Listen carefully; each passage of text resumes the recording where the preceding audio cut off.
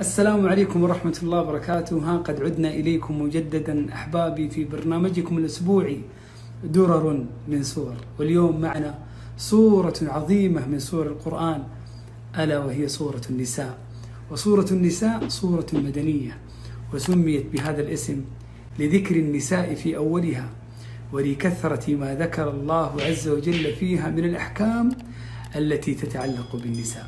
هذه السورة لها 3 ركائز. الركيزة الأولى تتكلم عن الأمانة، قال الله: إن الله يأمركم أن تؤدوا الأمانات إلى أهلها. الركيزة الثانية تتكلم عن العدل، قال الله: يا أيها الذين آمنوا كونوا قوامين بالقسط شهداء لله ولو على أنفسكم. الركيزة الثالثة تتكلم إخواني عن ترسيخ الإيمان، قال الله: يا أيها الذين آمنوا آمنوا. ونخلص من هذه الركائز الثلاثة بموضوع عام لهذه الصورة، وهو ترسيخ الإيمان وتهيئة المجتمع المسلم داخليا وخارجيا. لقد ظلمت المرأة كثيرا عبر التاريخ أيام الجاهلية، حتى جاء الإسلام وأنزلت سورة النساء، وحفظ الله عز وجل للمرأة حقوقها ولجميع الضعفاء. من تأمل سورة النساء عرف رحمة الله وعدل الله جل وعلا. من تأمل سورة النساء عرف أن الله عز وجل حفظ للنساء حقوقهن في الدنيا وأجرهن في الآخرة. قال الله: ومن يعمل من الصالحات من ذكر أو أنثى وهو مؤمن فأولئك يدخلون الجنة ولا يظلمون نقيرا. الله جل في علاه يقول في بداية سورة النساء: واتقوا الله الذي تساءلون به والأرحام. قال ابن عباس عن هذه الآية: اتقوا الله في أرحامكم فصلوها. قال ابن القيم: صلة الرحم واجبة وإن كانت لكافر، فللكافر دينه وللواصل دينه.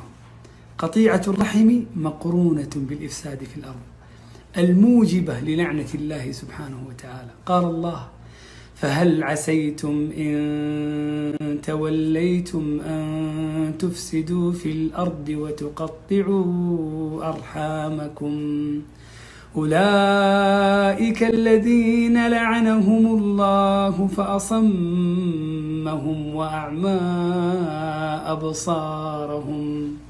آية في سورة النساء لو طبقناها لامتلأت بيوتنا محبة وأنس وسعادة وألفة ورحمة. هي قول الله عز وجل: وعاشروهن بالمعروف. المعاشرة بالمعروف تشمل المعاشرة القولية والفعلية من الصحبة الجميلة وحسن المعاملة وكف الأذى وبذل الإحسان. ثم قال الله بعدها: فإن كرهتموهن فعسى أن تكرهوا شيئا ويجعل الله فيه خيرا كثيرا.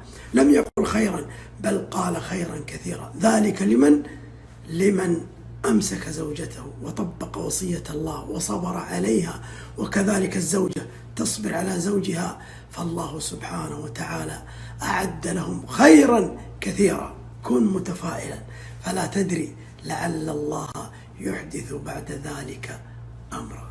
أخبر الله جل وعلا في سورة النساء أن متاع هذه الدنيا كلها لا تساوي إلا قليل. قال الله: قل متاع الدنيا قليل والآخرة خير لمن اتقى ولا تظلمون فتيلا. يؤتى بأبأس أهل الدنيا وهو من أهل الجنة فيغمس في الجنة غمسة، ثم يسأل: هل مر بك بؤس قط؟ فيقول: والله ما مر بي بؤس قط. ثم يؤتى بأنعم أهل الدنيا وهو من أهل النار فيغمس فيها غمسة، ثم يسأل: هل مر بك نعيم قط؟ فيقول: والله ما مر بي نعيم قط. إخواني، هذه الدنيا لا تساوي غمسة، فلا تغرنكم الحياة الدنيا. هل تعلم أنك مدعو وستستجيب؟ الله عز وجل يقول في سورة النساء: والله يريد أن يتوب عليكم ويريد الذين يتبعون الشهوات أن تميلوا ميلا عظيما. الله سبحانه وتعالى يدعوك إلى التوبة، إلى المغفرة، إلى الجنة، إلى صلاح الدنيا وسعادة الآخرة. والشيطان وأهل الشهوات يدعونكم إلى أن تميلوا ميلا عظيما، يدعونك إلى الشقاء والتعاسة والعذاب في الدنيا والآخرة.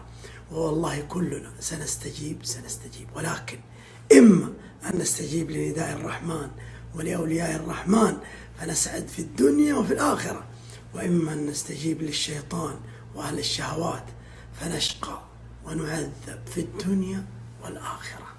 من قلب الحقيقة ورمى بخطيئته من هو بريء منها فليستعد لعظيم عقوبة الله له في الدنيا وفي الآخرة. قال ربي جل وعلا في سورة النساء: ومن يكسب خطيئة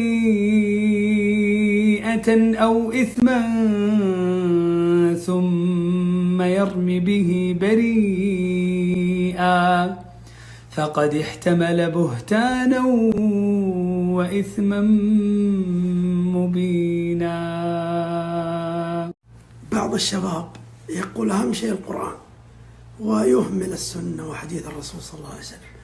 والله جل وعلا يقول في سورة النساء: من يطع الرسول فقد أطاع الله.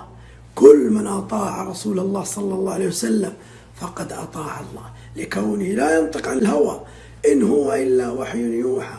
فالنبي صلى الله عليه وسلم لا يأمر ولا ينهى إلا بأمر من الله وشرعه ووحيه جل وعلا. قال صلى الله عليه وسلم: من أطاعني فقد أطاع الله، ومن عصاني فقد عصى الله.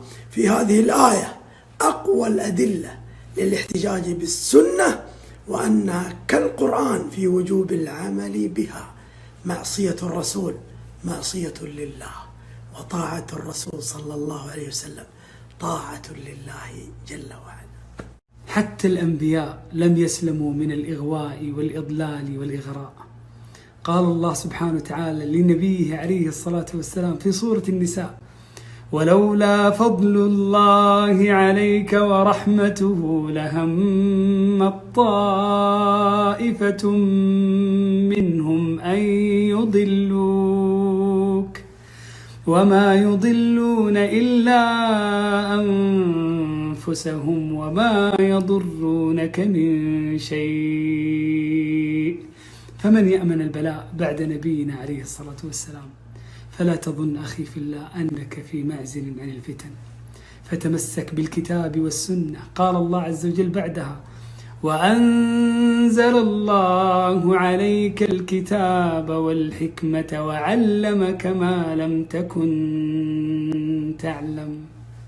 5 آيات يقول ابن مسعود رضي الله عنه: إن في النساء ل5 آيات ما يسرني بهن الدنيا وما فيها. الآية الأولى: إن تجتنبوا كبائر ما تنهون عنه نكفر عنكم سيئاتكم وندخلكم مدخلا كريما. الآية الثانية: إن الله لا يظلم مثقال ذرة وإن تك حسنة يضاعفها ويؤت من لدنه أجرا عظيما. الآية الثالثة: إن الله لا يغفر أن يشرك به ويغفر ما دون ذلك لمن يشاء. الآية الرابعة: ولو أنهم إذ ظلموا أنفسهم جاءوك فاستغفروا الله واستغفر لهم الرسول لوجدوا الله توابا رحيما. الآية الخامسة: ومن يعمل سوءا أو يظلم نفسه ثم يستغفر الله